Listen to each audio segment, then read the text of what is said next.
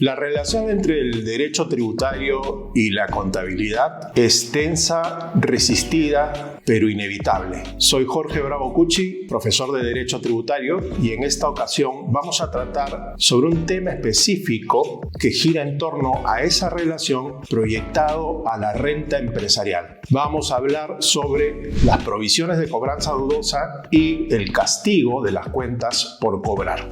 Comencemos reconociendo que el problema fundamental sobre el tema que vamos a tratar hoy inicia en la ley del impuesto a la renta, específicamente en el literal I del artículo 37 de esta norma, que señala que para determinar la renta neta de tercera categoría, esto es la renta neta empresarial, se deberán deducir los castigos por cuentas de cobranza dudosa y las provisiones equitativas por dicho concepto, en tanto cumplan con ciertas especificaciones materiales sustanciales que la propia ley indica. En el caso de las provisiones de cobranza dudosa, se señala que solo son deducibles aquellas que, siendo causales, cumpliendo con el principio de causalidad, no se generan de operaciones entre partes vinculadas ni respecto de cuentas por cobrar que han sido materia de renovación o tienen algún tipo de garantía, aval o afianzamiento.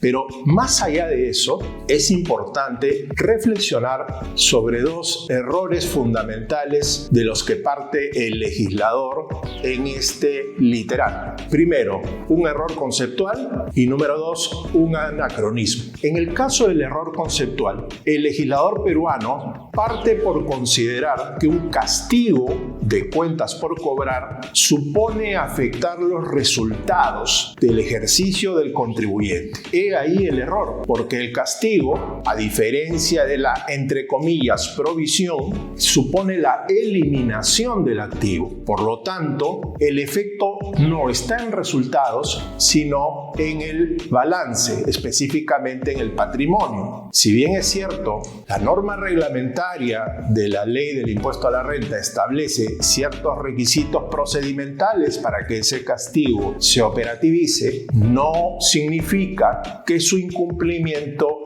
decantará en un reparo, por cuanto el castigo no afecta los resultados, primero contables y número dos, tributarios. Respecto al anacronismo, es importante tener en cuenta que la ley del impuesto a la renta hace referencia a provisiones, dice provisiones equitativas, y luego el reglamento de la ley del impuesto a la renta se refiere a provisiones de cobranza dudosa. Sin embargo, desde la perspectiva contable, tales, entre comillas, provisiones no son provisiones. El tratamiento que dispone la NIC 37 y la NIF 9 es el de deterioro del activo, en este caso de las cuentas por cobrar, que supone más bien un ajuste producto de una estimación cuando existen riesgos, ajuste al valor del activo, ciertamente cuando existe un riesgo en que su cobrabilidad se vaya evidentemente a imposibilitar. Entonces,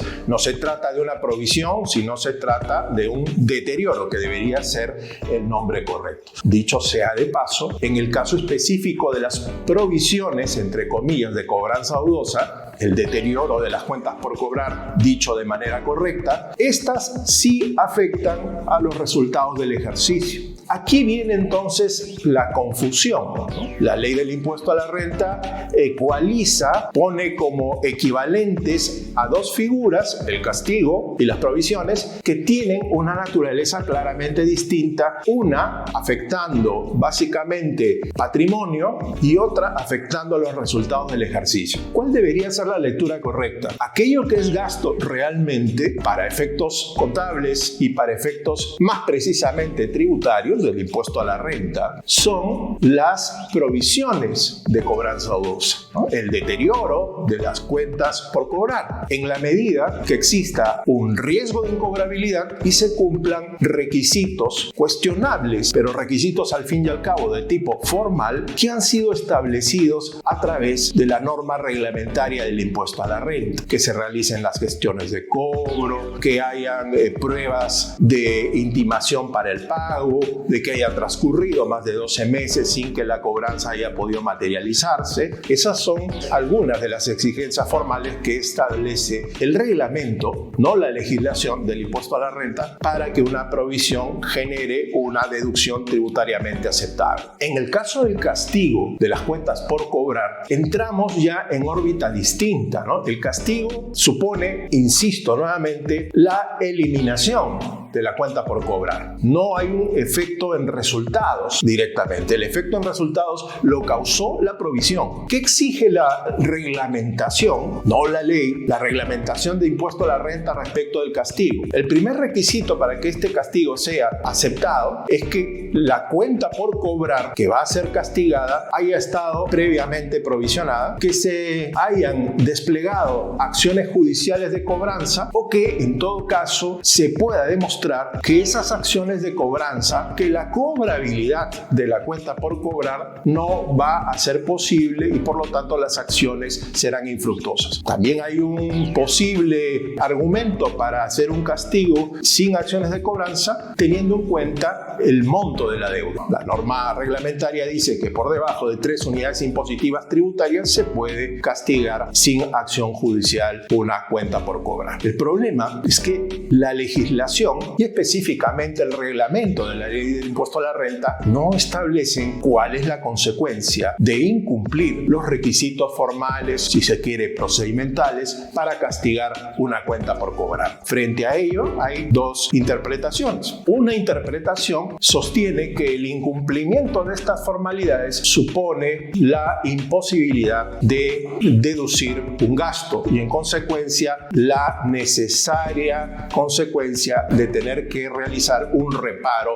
en la declaración jurada del impuesto a la renta. El problema que advierto a esta posición es que eso será posible siempre y cuando haya una cuenta por cobrar que fue previamente provisionada y se incumplieron los requisitos para que la provisión sea deducible. Pero si este no es el caso y la provisión cumplió con los requisitos que establece el reglamento, ¿por qué el castigo, por más que incumpla los requisitos establecidos, tendría que suponer el reparo de la provisión, el reparo del gasto que la provisión generó? Esa conclusión se atiene precisamente a esta situación que estoy mencionando, que es absurda. Un segundo grupo de expertos, dentro de los cuales particularmente me incluyo, sostenemos que si una cuenta por cobrar es castigada de manera directa, imaginen ustedes, o previa provisión adecuadamente realizada, pero sin seguir los procedimientos que se establecen o que se disponen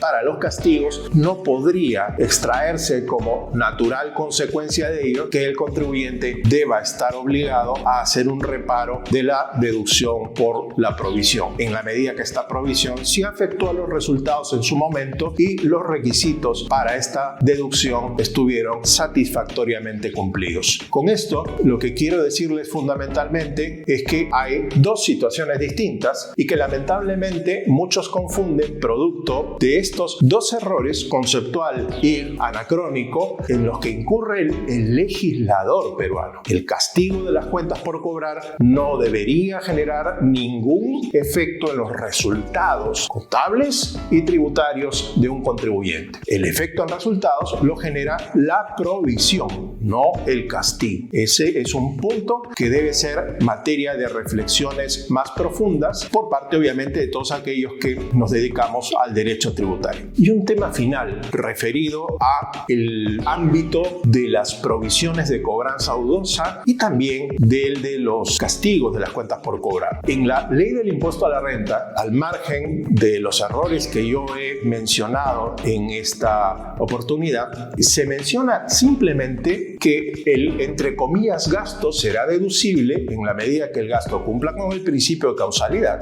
lo dice el artículo 37, primer párrafo, y que la provisión sea equitativa y que obviamente no haya pues una operación con una vinculada, que la cuenta por cobrar no haya sido renovada, etcétera, etcétera. Sin embargo, la ley no establece en ningún momento que el reglamento añadirá requisitos sustanciales o requisitos formales para comprobar complementar o limitar la deducción de este gasto. Sin perjuicio de ello, todos los que han revisado el reglamento de impuesto a la renta podrán notar que el reglamento desarrolla ampliamente en el artículo 21 requisitos que son sustanciales en algunos casos y formales en otros para limitar, orientar la deducción de este tipo de gastos. La pregunta que yo planteo aquí, o la alerta que yo enciendo en este caso, es la siguiente: ¿dónde queda el principio de reserva de ley? ¿Cómo así se respeta el artículo 74 de la Constitución, que dice que los tributos deben ser creados, modificados o derogados por ley o decreto legislativo, cuando a través de un decreto supremo, que es la talla del reglamento del impuesto a la renta, se hacen alteraciones de este nivel en la propia esencia, en la propia estructura, en el centro de gravedad de un impuesto como el impuesto a la renta? Esta es una práctica que debemos claramente reprobar y debemos enviar un mensaje al Estado a que sea el principal ejemplo de respeto a aquello que la Constitución manda. Y uno de esos claros efectos, de esos claros indicadores, es el respeto al principio de reserva de ley. Muchas gracias. Espero que estos breves comentarios, que estas reflexiones que les he planteado, les sean de utilidad y los ayuden en su práctica profesional. Nos vemos en el siguiente Gnosis Tributaria. Cuídense mucho.